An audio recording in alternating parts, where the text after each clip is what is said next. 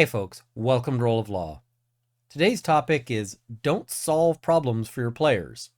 And what I'm trying to address here is what I think is a very common game design fault. And that's inventing powers or spells or magic items or something like that that just solves a problem such that it's no longer a problem. It just goes away. This is really a bad design idea. Instead, what they should do is help the characters do better at dealing with that problem. So it's still a problem, but it's one that they do better at. So as an example here, I want to talk about one of the worst designed spells in 5th edition, at least in my opinion, and that's Leomund's Tiny Hut. Now, this is not a bad spell because it's useless. In fact, it's a really, really useful spell. It's a badly designed spell because it just takes a whole sphere of issues that would be problems for characters, and it just solves them without any problems. So Leomund's Tiny Hut is from the Player's Handbook. It's a 3rd level ritual spell. And this is our first problem. Because it's a ritual spell, you can cast it if you've got a wizard without, or somebody else with ritual casting. They can cast it without using any sort of resources, which eliminates the design decision or the character decision about whether or not you want to use this. It's not, do we want to save these resources for later? It's just always, you're just always going to use it. And it lasts for 8 hours and makes a 10-foot dome of force. And that dome of force keeps out just about everything. You can choose which creatures can come into it, but other things that you haven't allowed in cannot pass through. They can't throw objects, they can't fire missiles through, they can't cast spells or magical effects through it. And it doesn't matter what the weather is outside, so if it's raining, it works like a tent, it keeps all that out. If it's freezing outside, it's warm in the hut. All of these problems just kind of go away. And this is not all that fun in practice, because really this whole issue of, who's going to stand guard at night, might you get ambushed, might you get attacked, can you find a safe place to sleep, all of that just goes away. You haven't had to spend any resources, and now you've got something that is safe against 99% of the problems out in the world.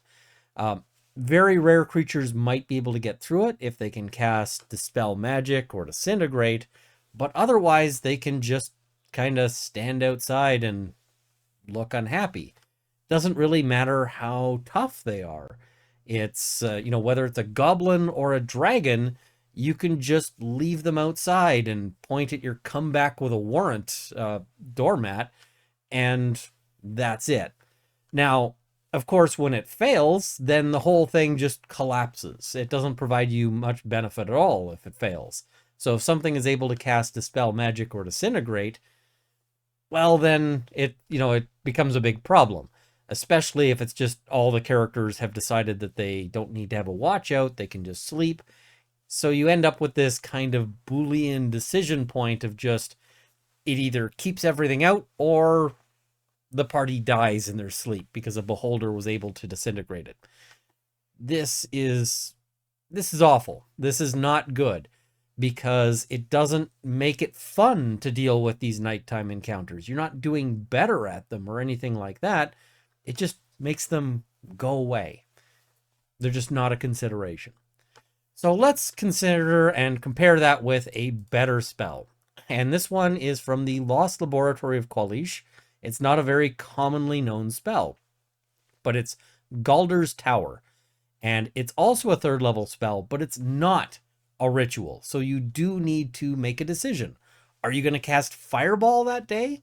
Or are you going to cast Galder's Tower? You also have to prepare it, so it's got that resource cost. That's something that makes you make a decision about it, and decisions are good. Decisions are part of gameplay. Galder's Tower lasts for 24 hours, which means that you've got this for a little while longer.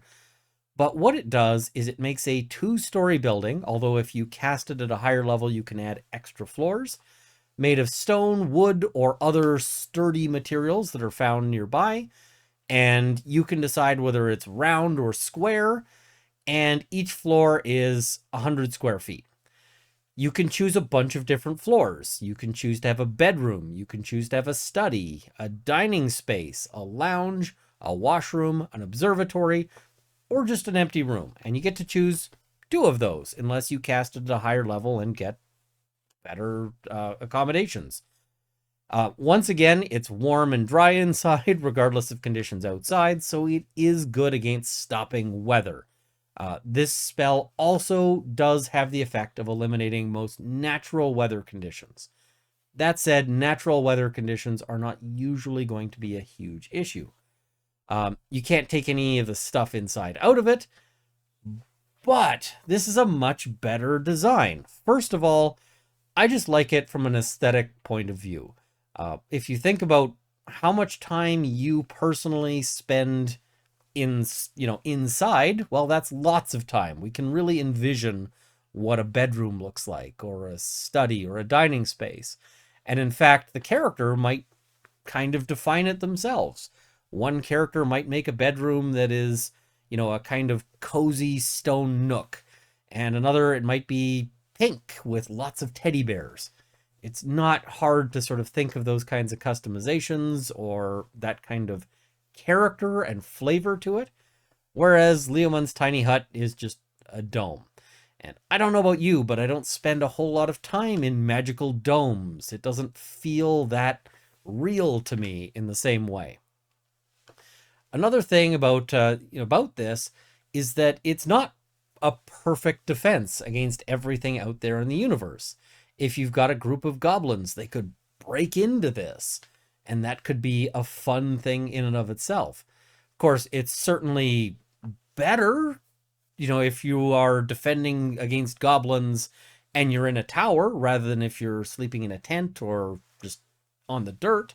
It provides you with a benefit there, but it doesn't just make the goblins go away. It doesn't just have it where they just can't do anything. All they can do is stand outside and go, make a sad face. So Galder's Tower is a lot more interesting. It could be improved, and so you could make an even better version of Galder's Tower. And what I mean by could be improved is that Galder's Tower doesn't specify a lot of things. How many hit points do the walls have? Doesn't say. Doesn't say how durable they are. It's made of sturdy materials, but what does it take to get through them? How many punches does it take for an ogre to smash through that wall? Don't know. That's something that's left for the DM, and that's not ideal. I would personally improve Galder's Tower by adding some additional details about, how tough are the walls, how well locked are the doors, those kinds of things. But overall, I like the design idea of Galder's Tower a lot better. But this isn't the only place this problem comes up. One of the sort of notable things is the Ranger. And the Ranger is sort of known for being kind of the Aragorn of the Lord of the Rings type. And it gets an ability, Natural Explorer, that includes things like your group can't become lost except by magical means when you're traveling in your favorite environment. Well, great. You just can't become lost. It's not that you're better at finding your way. It's just this problem doesn't happen to you anymore.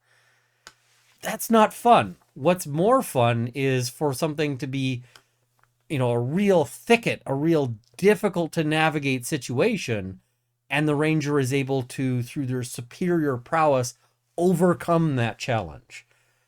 Think again about things like, we can apply this to video games. If you played the hit game Hades, you are running around and you collect power-ups, and those power-ups make your character better at fighting in various ways.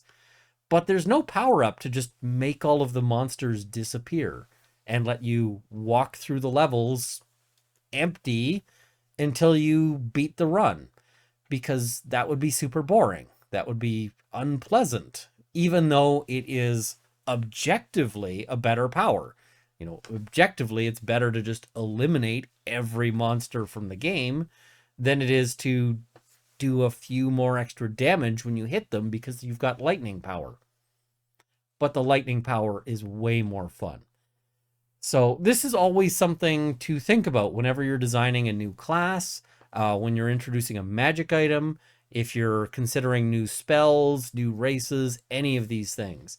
Uh, do these powers make you better at solving a problem, which is fun, or do they just make that problem go away, which isn't?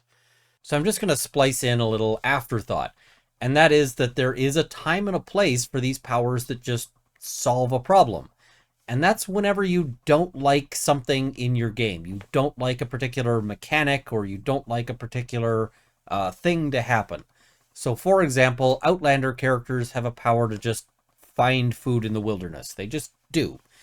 And so that eliminates scenes around foraging, around if you're exploring and you need to manage that resource.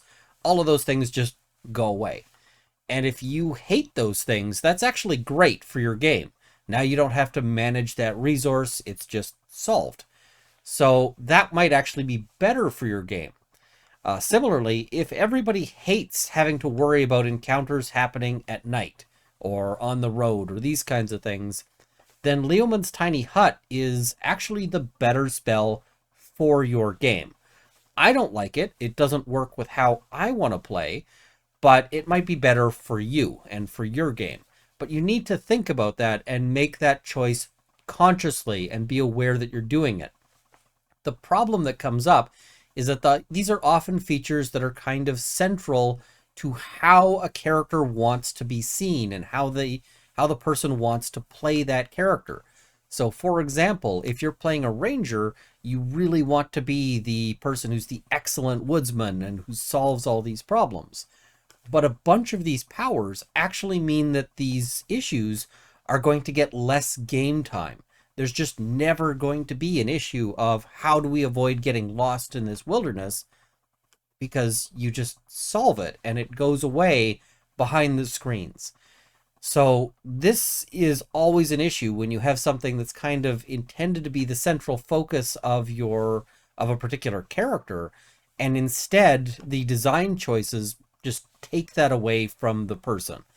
So that is something to consider. It's always important to make sure that players get moments when their characters are seen to be kind of really nailing it at something that they're good at and something that's central to their character. Don't give them powers that take that away from them, even if they're good powers. Make sure they get powers that let them show off to other people.